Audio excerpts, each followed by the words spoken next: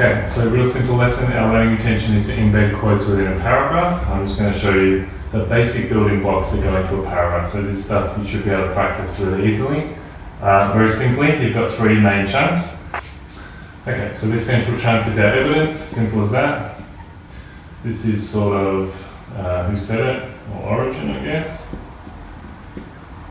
And obviously, well, not obviously, but you can obviously said in the same way with creative writing, replace the word said with a whole range of different things. Mumbled, hummed, suggested, screamed, shouted. You could replace that with that as well. The most often thing is to have a character or to have the author. So if we're doing the Pearl, the author is John Steinbeck, so that's who we might be able to say John Steinbeck writes or wrote or any option like that. Then you've got, of course, your quote, and then you've got your analysis.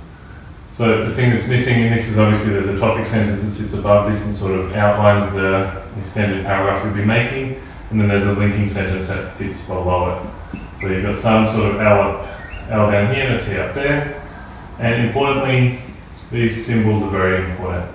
So we call it embedding, which means it's surrounded by other words, and in this case it's one sentence.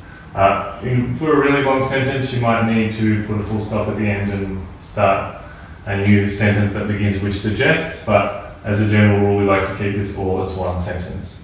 So that's really simply how you go about embedding a quote.